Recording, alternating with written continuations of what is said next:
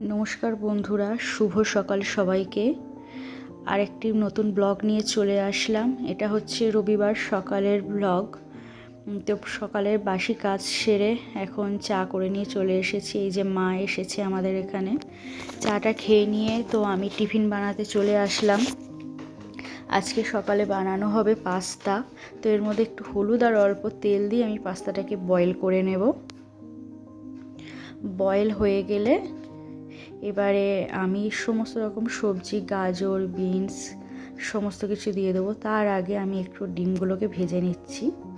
শীতকালে এখন প্রচুর সবজি, তাই পারবে যত পারো সবজি এখন বেশি করে খেয়ে নাও। যে কোনো কিছুতেই ভালোই লাগে।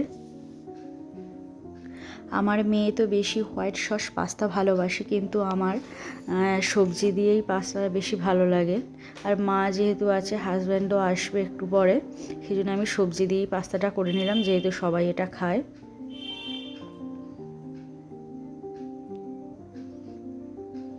চলো আমরা এখন বসে খেয়ে নিচ্ছি। ওদিকে হাজব্যান্ডকেও দিয়ে দিয়েছি, মাকেও।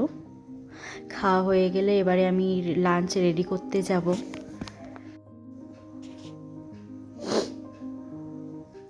এই যে দেখো, এখানে ফুল চিংড়িগুলো আমি আগেই ভেজে রেখেছি। আর এখানে পেঁয়াজ, ধনেপাতা আর কাঁচা লঙ্কা সব কিছু কেটে রেডি করে রেখেছি। আর এটা হচ্ছে, আমরা এটাকে বলি টক ঢ্যাঁড়স। এই পেঁয়াজ, ধনেপাতা আর টক ঢ্যাঁড়স দিয়ে এটার একটা পেস্ট বানিয়েছি। এটা হচ্ছে মাংসে যাবে। তো এখন মাংস বসিয়ে দিচ্ছি আমি। তেল গরম হয়ে গেলেই ওই পেস্টটা দিয়ে দেবো আমি।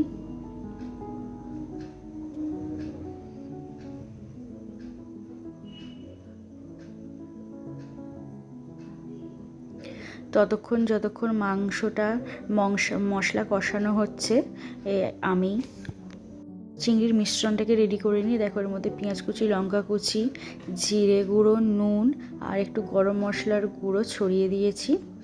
বেসন আর এর মধ্যে কর্নফ্লাওয়ার দিয়ে আমি একটু মাখিয়ে নেব।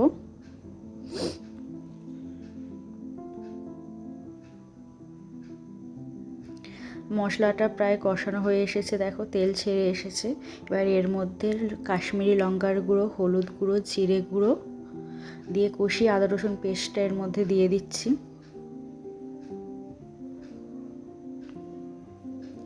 অল্প অল্প জল ছড়া দিয়ে আমি মশলাটাকে কষাবো, কারণ মশলাটা ধরে যাওয়ার বেশি সম্ভাবনা। মাংসটা দিয়ে আমি একদম অল্প আঁচে এটাকে কষাতে হবে। তো এর মধ্যে আমি শেষে নুন, আলু আর টমেটো দিয়ে একদম ঢাকা দিয়ে ধিমে আঁচে এটাকে রান্না করব। তো অন্যদিকে আমি এই কুচো চিংড়ির মিশ্রণটাকে আমি বড়া দিয়ে গড়ে নিচ্ছি। তো আজ এই পর্যন্ত আর নিতে পারিনি।